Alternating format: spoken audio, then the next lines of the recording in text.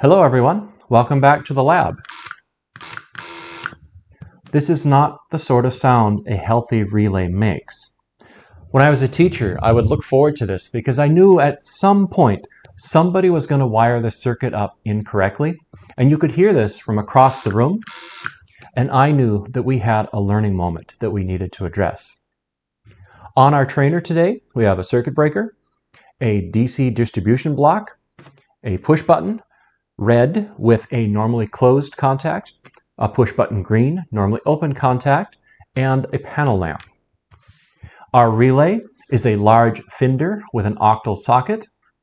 That's Fender, not Fender like the guitar. And this particular relay has a point where you can force it. And if we do force it, we can see that the panel lamp comes on. Let's flip the switch block over so you can see how it's connected.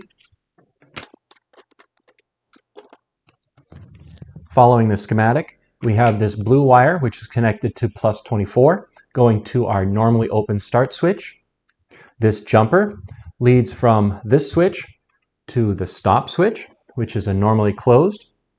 By the way, if you look very, very closely, you'll see that this switch has a white tab and this one has a black tab. That's one way that you can tell the switch sections apart. Anyway, leaving the stop switch, we go back to the relay. In this case, we go through a normally closed contact, we jumper over the coil, and then finally on this wire here, we return back to the 24-volt return. There's also a panel lamp. Panel lamp leaves the distribution block here, goes through a normally open contact on the control relay.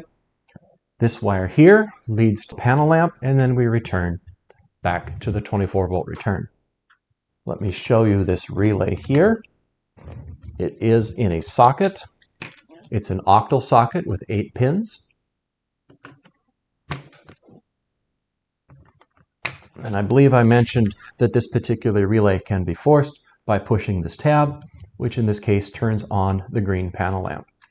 Looking back to our schematic, we know that pressing the start button will activate or complete continuity across that rung. If we push the stop button at the same time, nothing will happen because the normally closed switch has now been opened on the stop button. And if we were to force the relay, we can see that it turns on, but nothing would happen when we push the start button because there is no continuity across the rung. CR1 is open when this relay is forced. The big question is, why is that relay buzzing? Well, when we complete continuity across that rung, when the start button is pressed, when the stop button is not pressed, and when the relay is not activated, we will have continuity and the coil will be powered. However, as soon as the coil has power, it activates its contact, which means that it breaks power to itself. So what we have is a relay that's toggling back and forth between powered, in which case it powers itself off, and unpowered, which allows itself to be powered on. And that cycle just completes rapidly back and forth, leading to our buzzing sound. In closing, I would recommend you build this circuit. Build it so you know how it's wired and so you know what it sounds like, because chances are very high that you're going to encounter it again. It might be in a relay circuit such as this, or it could be in a programmable logic controller where you've got your logic a little messed up and you have a relay that's chasing its own tail.